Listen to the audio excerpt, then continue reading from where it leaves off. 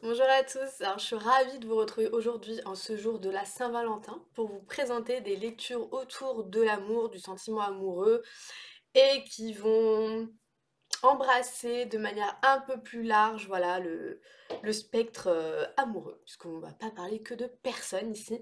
C'est une vidéo qui est popée suite à une vidéo beaucoup plus ancienne de Antastasia, que je vais du coup vous lister là-haut, qui parlait de lecture du coup autour de l'amour, des récits qui sont un peu moins européocentrés sur l'Occident. Donc il y a beaucoup de choses assez larges. Je vais dans cette première partie parler de ces livres-là, quelques-uns en tout cas. Et il y a une deuxième partie de lecture autre que j'ai faite autour de cette thématique. Donc voilà. Je vais commencer tout de suite avec celle qui m'a le plus touchée, qui est sur un tout petit roman, Jamilia de Chingiz Aitmatov. Alors, elle, dans sa vidéo, elle n'en avait pas beaucoup parlé puisqu'elle avait plutôt lu ce que Aragon en disait. Et vous allez voir que dans cette première partie, c'est Aragon qui a un petit peu tisser la trame. Donc dans ce livre-là, on a l'impression que Jamilia est le personnage principal, alors que personnellement je ne trouve pas. C'est un personnage effectivement important, c'est un lien qui va être tissé voilà, par rapport à d'autres personnages, mais c'est plus qu'une histoire d'amour entre Jamilia et je vous laisserai découvrir qui, quelles personnes au pluriel sont concernées. C'est vraiment un très très bel ouvrage. Ça se passe au Kyrgyzstan, si je vous dis pas de bêtises, c'est des Kirghizes, oui c'est ça, c'est un auteur kirghize, donc ça se passe au Kyrgyzstan. Je trouve que même si on ne connaît pas spécialement cette région du monde, elle est suffisamment bien dépeinte pour qu'on puisse se projeter, et c'est ça que j'ai beaucoup aimé. On sent que Aitmatov est pleinement amoureux de son pays, de sa région. Et voilà, ça transparaît à travers beaucoup de tournures de phrases, beaucoup voilà, de belles images qui sont dépeintes. C'est un roman qui tourne du coup autour du sentiment amoureux entre personnes, pour son pays, pour sa terre, pour sa famille, au sens un peu plus large, sa tribu. Qui tourne autour aussi de l'amour de l'art, puisque notre personnage principal s'avère être un peintre, donc c'est aussi pour ça qu'il y a beaucoup d'images qui nous sont très fortes, qui nous s'impriment bien en nous. Ça a été vraiment un tour de force, je trouve, parce que c'est un tout petit ouvrage comme ça. Il fait combien? Il fait 100, 120, 125 pages, donc c'est vraiment tout petit, ça se lit d'une traite. Voilà, voilà, Aragon disait que c'était la plus belle histoire d'amour qui lui était donnée de lire.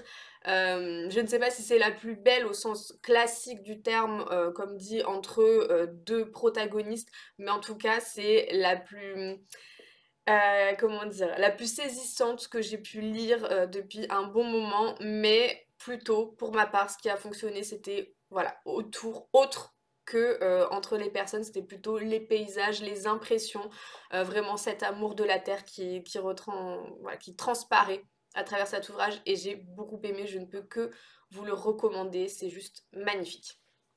Ensuite, lecture également très belle, mais comme je l'ai lu juste après, ça a un petit peu souffert de la comparaison, donc j'ai un peu moins accroché, on va dire. C'est Mejnoun et Leila de Jamy, pour celui-ci. Donc c'est un conte qui est très connu dans tout le Moyen-Orient. Pour le rapprocher à quelque chose qu'on connaîtrait un peu plus chez nous, ce serait les Roméo et Juliette, on va dire, orientaux, dans le sens où il est question de Keïs, qui est un... C'est Keïs, hein, si je ne dis pas de bêtises. Parce que comme ils ont un peu les mêmes noms, ça dépend de où on parle, ça peut être Keïs ou Caïs, donc bon, je sais plus trop.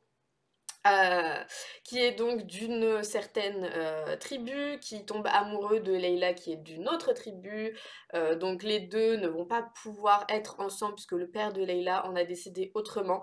Et voilà, n'accepte pas cette condition-là d'être bloqué, il veut chanter son amour pour Leila, et c'est ce qui va faire qu'il va devenir, qu'on va lui donner ce surnom de Mejnoun, puisque il va être le fou de Leila, il va être obsédé par elle, il va ne faire que chanter ses louanges, et vraiment il va vivre en paria, en reclus, ça va être un ascète au final, et c'est une histoire tragique, comme on peut s'en douter.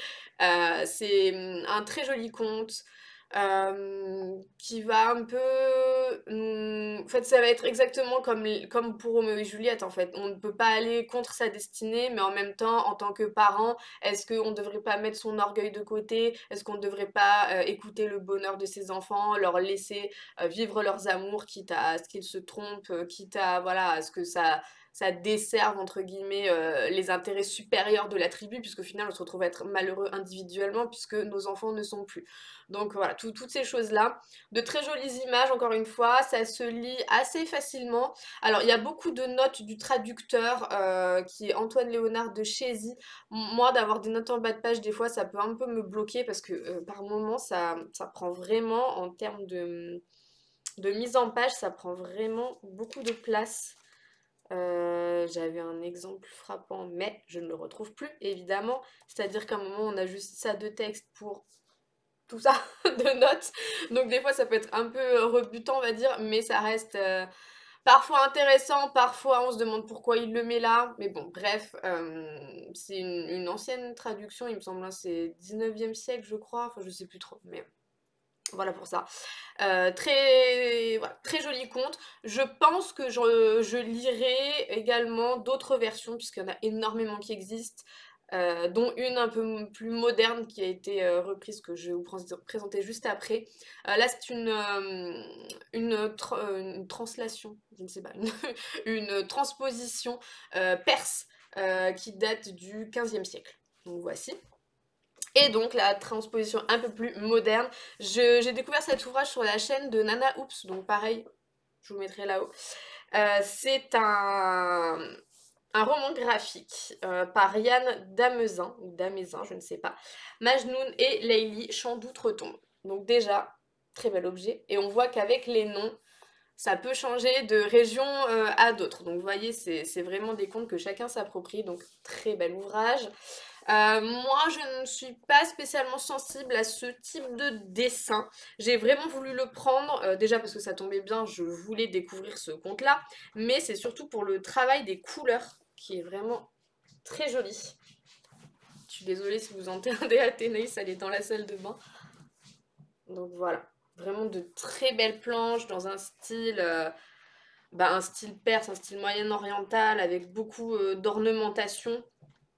Vraiment très très beau. Il y a beaucoup de figures comme ça, un peu mythiques, un peu mystiques, beaucoup d'animaux qui sont représentés. C'est un... Voilà, beaucoup de travail. Je vais arrêter de le feuilleter devant vous. Donc dans celui-ci, on reprend donc la trame classique de celui-ci, mais on voit qu'il y a quand même des choses assez différentes. L'ouvrage se découpe en 3 parties, on va dire, et il y a également donc la partie de la fin qui est focalisée sur Leili, donc ici, qui va nous dire comment elle a perçu tout ça de son côté. Elle trouve que dans celui-ci, donc peut-être dans d'autres contes également, que le sacrifice de Majnoun a été un peu égoïste, dans le sens où une fois que notre héros est mort, il somme un petit peu Leili de le rejoindre dans le royaume des morts pour qu'ils puissent vivre leur amour tous les deux. Chose qu'elle ne désire pas faire. Elle désire continuer de vivre sa vie et de vivre ses amours pour vraiment leur donner le plus de portée à ses yeux. Et également, elle doit épouser quelqu'un d'autre voilà, dans l'ouvrage. Et c'est comme ça que Majnun meurt en fait. Il meurt de désespoir une fois qu'il a appris que Leili a épousé quelqu'un d'autre et que pour lui c'est une trahison.